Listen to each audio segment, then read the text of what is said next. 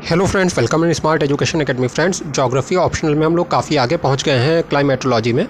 और देखिए, आज हम लोग ये देखने वाले हैं कि जो विंड्स होती हैं, यानी कि जो हवाएं होती हैं, जो पवनें होती हैं, उनका उत्तरी गोलार्ध में या फिर कह लीजिए जो नॉर्थ हेमिस्फीयर है हमारा, उसमें क्या पैटर्न रहता है या किस तरह का मान लीजिए कि कह लीजिए प्रतिमान रहता है, या फिर बहुत ही आम भाषा में कह सकते हैं कि किस तरह से उत्तरी गोलार्ध में जो हवाएं या पवनें होती हैं या जो विंड्स होती हैं वो चला करती हैं।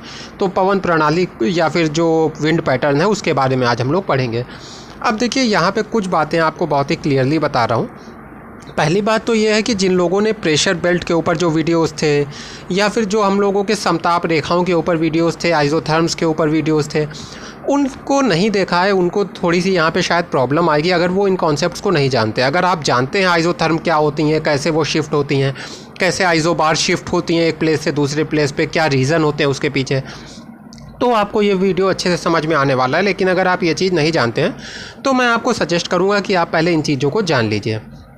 और देखिए, दूसरी बात यह है कि इस वीडियो को जब मैं आपको बता रहा हूँ तो आपको ये चीज़ ध्यान रखनी पड़ेगी कि दो तरह की पवन प्रणाली होती है या फिर दो तरह का विंड सिस्टम होता है, विंड पैटर्न होता है।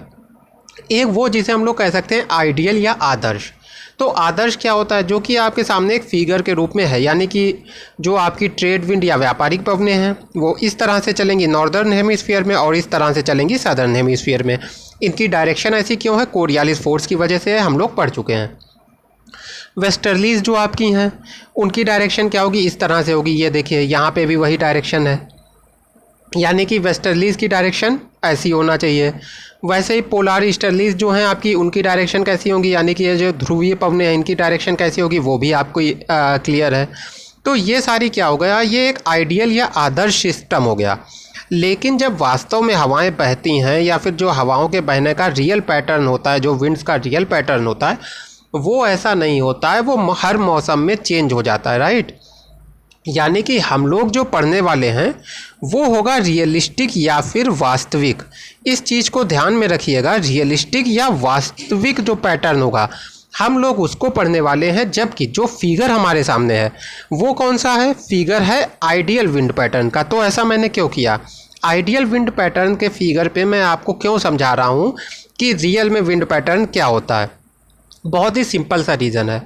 अगर आपको दोनों के बीच में कंपेयर करना है कि आइडियल विंड पैटर्न जो होता है या फिर कह लीजिए एक जो आदर्श वायु प्रणाली होती है वो रियल वाली यानी कि जो वास्तविक वायु प्रणाली है उससे कितनी अलग होती है, कितनी चेंज होती है, इस चीज़ को समझने के लिए ज़रूरी है कि आपके सामने एक ऐसा फिगर हो जिसमें कि जो हमारी आइडियल विंड सिस्टम है वो सामने हो, और फिर उसी के ऊपर जब हम लोग रियल जो विंड पैटर्न है उसको देखेंगे तो क्लियर होता जाएगा कि चीज़ें कैसे चेंज होगी। तो अब हम लोग इस टॉपिक को शुरू कर सकते हैं। अब देखिए, आज के वीडियो में हम लोग जो बात कर रहे हैं वो कर रहे हैं नॉर्थ हेमिस्फीयर की, यानी कि जो उत्तरी गोलार्ध में पवन प्रणाली होती है उसके बारे में। अब देखिए, जैसे कि पहले ही हम लोग कह चुके हैं कि आदर्श से ये अलग होगी, यानी कि रियलिस्टिक से ये ये रियलिस्टिक होगी, आइडियलिस्टिक नहीं होगी। अब ऐसा क्यों हो रहा है? यानी कि जो हमारा विंड सिस्टम है उसमें इतना मेजर चेंज क्यों आ रहा है?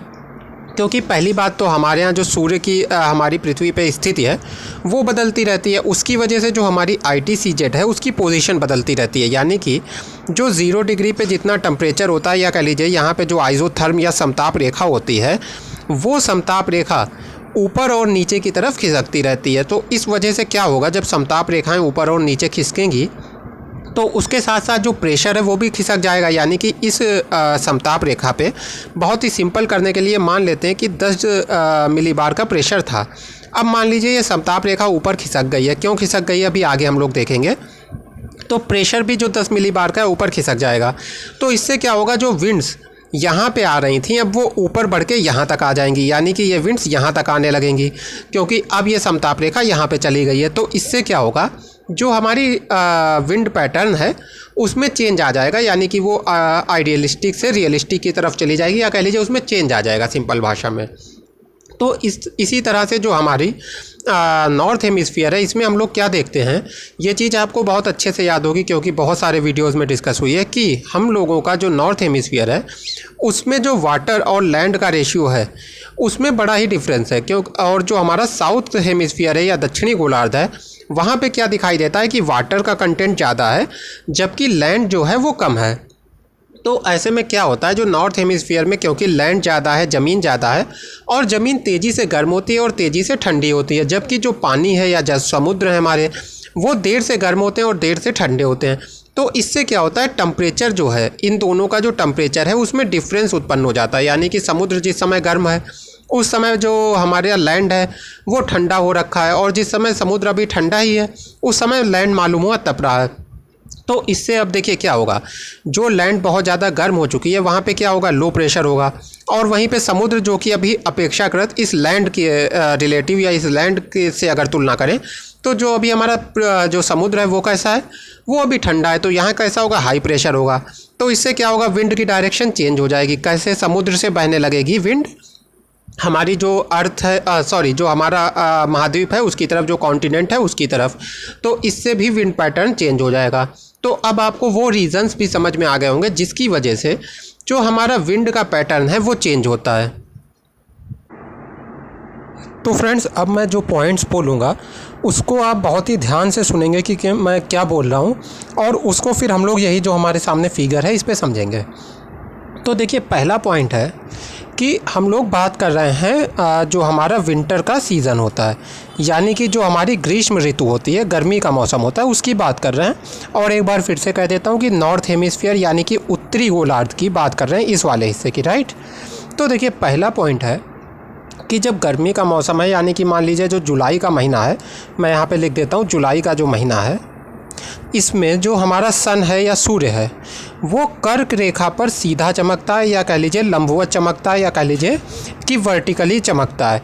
यानी कि जो सूरज की रेज़ हैं, जो सन रेज़ हैं या जो सूर्य की किरणें हैं, वो हमारी कर्क रेखा पर जो 23 डिग्री के आसपास होती है कर्क रेखा, उसके ऊपर सीधी चमकती हैं। अब देखिए, किसी स्थान पे जो सन की रेज़ हैं अगर वो सीधी चमकेंगी तो उसका मतलब क्या हो गया, इन जनरल हमारी जो इक्वेटर है, यानी कि ये जो हमारा कह लीजिए विषुवत रेखा है, इसके ऊपर सूरज की किरणें सीधी चमकती हैं। तो देखिए, अब मैं एग्जांपल से समझा रहा हूँ, यहाँ पे ये कोई एग्जैक्ट आंकड़ा नहीं है जो मैं बोल रहा हूँ, लेकिन ये एग्जांपल होगा। तो मान लेते हैं कि विषुवत रेखा पर जब सूरज सीधे चमकता है तो विषुवत रेखा पे टेम्परेचर होता है 40 डिग्री, राइट। अब अगर यही सूर्य इसके थोड़ा ऊपर जो कर्क रेखा है उसके ऊपर सीधा चमकेगा तो क्या दिखाई पड़ेगा, तो दिखाई ये पड़ेगा कि ये जो जहाँ पे भी सूर्य सीधा चमकेगा वहाँ पे टेम्परेचर कितना हो जाएगा, वही 40 डिग्री या 40 डिग्री। तो ऐसे में एक तरह से क्या हुआ कि वो स्थान, यानी कि ये वाला स्थान जहाँ पे 40 डिग्री टेम्परेचर मिलता था, ये स्थान शिफ्ट होके आ गया कर्क रेखा पे, यानी कि यहाँ पे 40 डिग्री। ठीक है, तो ये हमारा पहला पॉइंट हो गया कि जो हमारा सूर्य है वो कर्क रेखा के ऊपर सीधा चमकता है। अब इसकी वजह से होगा क्या, कर्क रेखा के ऊपर जो भी प्लेसेस हैं, प्लेसेस कौन से, हमारा एशिया में जैसे भारत, तो यानी कि एशिया और उत्तरी अमेरिका, ये जो प्लेसेस हैं जो कि कर्क रेखा के ऊपर हैं, इनके ऊपर तापमान बहुत ज़्यादा बढ़ जाएगा या टेम्परेचर बहुत ज़्यादा बढ़ जाएगा, राइट। तो अभी तक हम लोगों ने देखा कि जो गर्मी के मौसम है या जुलाई का जो महीना है, इसमें जो हमारा सन है वो कर्क रेखा के ऊपर, या जो हमारी कैंसर होती है, ट्रॉपिक ऑफ कैंसर होती है, उसके ऊपर वर्टिकली चमकता है। उसकी वजह से क्या होता है कि यहाँ पे जो महाद्वीप है, यानी कि जो स्थल खंड है, जो कॉन्टिनेंट्स हैं, उनका टेम्परेचर बढ़ जाता है। तो यहाँ पे कौन कौन से महाद्वीप हैं, उत्तरी अमेरिका है और एशिया है। और जब उत्तरी अमेरिका और एशिया का टेम्परेचर बढ़ जाएगा तो हम लोग ऑलरेडी पढ़ चुके हैं कि जब टेम्परेचर बढ़ता है तो प्रेशर जो है कम होता है, यानी कि लो प्रेशर हो जाता है। तो जैसे जैसे टेम्परेचर बढ़ेगा इन स्थानों पे, वैसे वैसे प्रेशर क्या होगा, लो होने लगेगा। तो यहाँ पे कैसे प्रेशर हो जाएगा, लो प्रेशर का जोन बन जाएगा या फिर न्यून दाब का क्षेत्र बन जाएगा, राइट। अब देखिए, हम लोग बहुत ही इंपॉर्टेंट पॉइंट पे पहुँच गए हैं। अब देखिए, हम लोगों ने क्या पढ़ा था कि ये जो हमारी कह लीजिए कि पेटी होती है, वायुदाब पेटी होती है, या फिर कह लीजिए जो प्रेशर बेल्ट होती है यहाँ पे, वो कौन सी होती है, उपोष्ण कटिबंधीय उच्च दाब, यानी कि हाई प्रेशर की यहाँ पे बेल्ट होती है, सब ट्रॉपिकल हाई प्रेशर बेल्ट होती है यहाँ पे, राइट। तो अब ये देखिए, सब ट्रॉपिकल हाई प्रेशर बेल्ट जो है यहाँ से हट जाएगी, या कह लीजिए गायब हो जाएगी या डिसअपीयर हो जाएगी। ऐसा क्यों होगा, अब इस चीज़ को समझना है। पहले पॉइंट में हम लोगों ने क्या देखा कि हमारी जो ITCZ है वो मूव होकर ऊपर आ गई, या फिर कह लीजिए कि यहाँ पे जो कर्क रेखा है उसके ऊपर सूर्य सीधा चमकने लगा। लेकिन इसके साथ ही हमने दूसरा पॉइंट क्या देखा है कि ये जो हमारा सब ट्रॉपिकल का जोन है जहाँ पे हाई प्रेशर रहता है, तो यहाँ पे जो हाई प्रेशर बेल्ट थी या फिर कह लीजिए सब ट्रॉपिकल हाई प्रेशर जो बेल्ट थी वो गायब हो जाती है या डिसअपियर हो जाती है। अब देखिए ऐसा क्यों होगा, इस बात को समझिए। हाई प्रेशर के लिए क्या हमको चाहिए है, हाई प्रेशर के लिए हमको चाहिए है कि टेम्परेचर जो है बहुत ज़्यादा कम हो जाए, यानी कि टेम्परेचर एक तरह से कह लीजिए कि बहुत ज़्यादा लो हो जाए। जितनी ज़्यादा सर्दी होगी उतना ज़्यादा जो हाई प्रेशर है वो बनेगा। इसीलिए जो हमारे पोल्स होते हैं वहाँ पे काफ़ी ज़्यादा हाई प्रेशर होता है, वैसे ही जो हमारे पर्वत होते हैं ऊपर का भाग वहाँ पे हाई प्रेशर होता है। तो यानी कि जितनी ज़्यादा सर्दी होगी, जितना टेम्परेचर कम होगा उतना ज़्यादा हाई प्रेशर होगा। लेकिन यहाँ पे घटना क्या घट रही है कि क्योंकि देखिए सूर्य जो है हमारी कर्क रेखा के ऊपर सीधा चमक रहा है और 23 डिग्री से 30 डिग्री के बीच में डिस्टेंस ज़्यादा नहीं है, ये बात तो हम लोग समझ सकते हैं। यानी कि ये वाला जो प्लेस है जहाँ पे हमारी सब ट्रॉपिकल हाई प्रेशर बेल्ट पाई जाती है या फिर कह लीजिए उपोष्ण कटिबंधीय उच्च वायुदाब पेटी पाई जाती है, वहाँ पे टेम्परेचर बहुत ज़्यादा बढ़ जाएगा। राइट, टेम्परेचर काफ़ी बढ़ जाएगा। क्यों बढ़ गया? क्योंकि यहाँ पे भी सूर्य काफ़ी कुछ कह लीजिए गर्मी या इंसोलेशन पहुँचा रहा है, अपना सूर्य तक पहुँचा रहा है।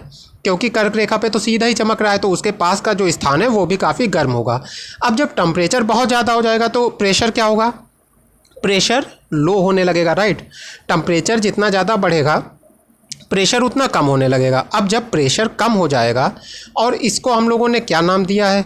इसको हम लोगों ने नाम दिया है हाई प्रेशर बेल्ट। जबकि यहाँ पे हम लोग क्या देख रहे हैं, टेम्परेचर बढ़ने से प्रेशर कम हो रहा है, यानी कि जो हाई प्रेशर है वो लो प्रेशर में बदल रहा है।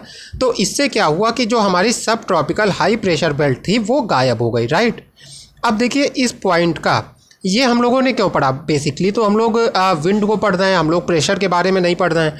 तो हम लोगों ने ये पॉइंट क्यों जाना कि प्रेशर बेल्ट जो है वो गायब हो जाती है? इसके प्रभाव को समझते हैं।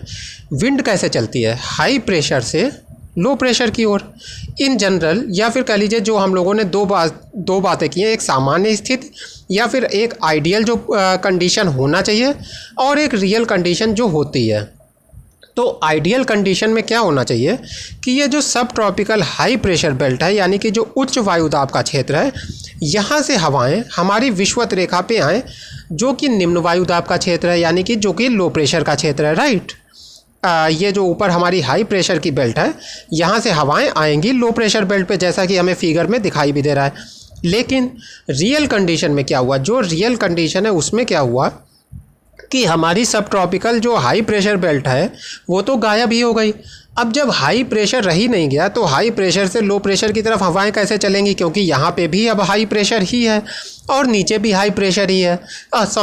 मैंने उल्टा बोल दिया, यहाँ ऊपर भी लो प्रेशर ही है और इसके नीचे भी लो प्रेशर ही है, यानी कि ये तो पूरा लो प्रेशर का क्षेत्र बन गया। और हवा को चलने के लिए क्या चाहिए? High pressure to low pressure.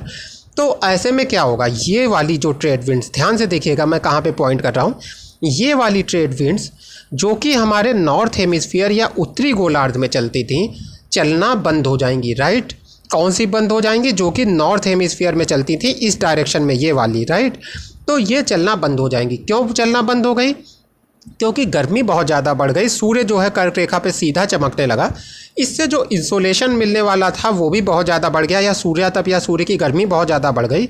इसकी वजह से जो सब ट्रॉपिकल हाई प्रेशर बेल्ट या उच्च दाब का क्षेत्र था उसका लोप हो गया, वो डिसअपियर हो गया। वो जब डिसअपियर हो गया तो हाई प्रेशर बचा नहीं, और हाई प्रेशर से लो प्रेशर की तरफ अब हवाएं चलेंगी कैसे? तो इसलिए जो हमारी ये जो ईस्ट ट्रेड विंड्स थी, या फिर कह लीजिए कि उत्तर पूर्वी व्यापारिक पवनें जो थी, नॉर्थ ईस्ट ट्रेड विंड्स, इनका लोप हो गया या फिर ये चलना बंद हो गई। तो आई होप अभी ये आपको पहला पॉइंट समझ में आ गया होगा। अच्छा, अब जब ये नॉर्थ ईस्ट ट्रेड विंड्स या उत्तर पूर्वी व्यापारिक पवनें चलना बंद हो जाएंगी तो इसकी जगह कौन सी हवाएं लेंगी? देखिए, अब पुराने कॉन्सेप्ट्स पे जाने का वक्त है। हम लोगों ने कई बार पढ़ा कि जो समुद्र है वो देर से गर्म होता है, देर से ठंडा होता है।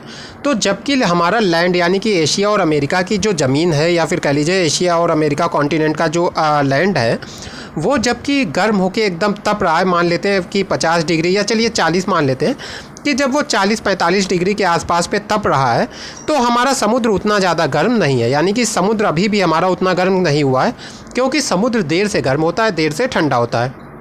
तो ऐसे में क्या हुआ, जो स्थान गर्म होगा वहाँ प्रेशर क्या होगा, लो होगा, यानी कि निम्न दाब का क्षेत्र होगा।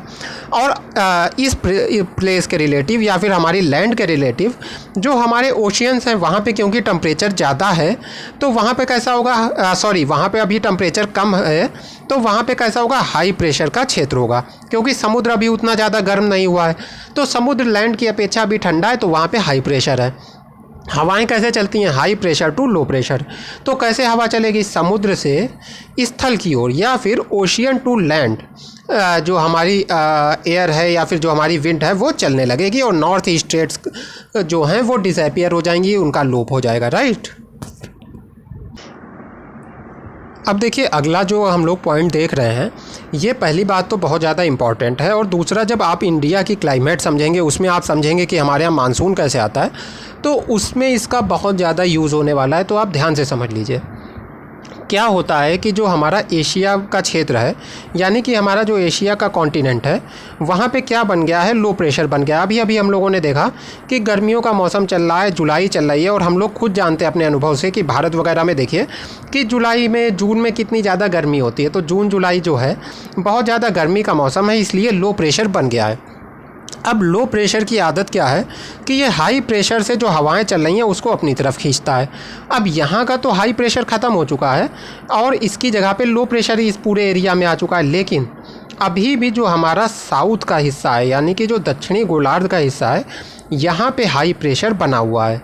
अब क्या होगा इसके परिणाम स्वरूप, जो हाई प्रेशर का स्थान है यहाँ से हवाएं चलने लगेंगी इस वाले लो प्रेशर के स्थान पे, यानी कि क्या होगा कि जो दक्षिणी गोलार्ध में या फिर जो साउथ हेमिस्फीयर है, सदर्न हेमिस्फीयर है, उसमें जो हमारी साउथ ईस्ट ट्रेड विंड्स चलती हैं या दक्षिण पूर्वी व्यापारिक पवनें चलती हैं, तो दक्षिणी गोलार्ध में चलने वाली दक्षिणी पूर्वी व्यापारिक पवनें हमारी ITCZ या विषुवत रेखा को पार करके कहाँ पहुँच जाएंगी, उत्तरी गोलार्ध में पहुँच जाएंगी। तो चलिए देख लेते हैं फिगर के माध्यम से। तो अभी देखिए आपको जो ये विंड दिखाई दे रही है वो यहाँ पे जो नया लो प्रेशर का क्षेत्र बना है इन जगहों पे, एशिया वगैरह के आसपास, उधर अट्रैक्ट होंगी। और हम लोग जानते हैं कि पृथ्वी के ऊपर एक बल काम करता है जिसे कहते हैं कोरियालिस फोर्स। तो इसके बारे में प्रेशर ग्रेडियंट क्या होता है, कोरियालिस फोर्स के साथ कैसे ये एक तरह से सामंजस्य स्थापित करता है, ये सारी चीज़ें हम लोग पढ़ चुके हैं।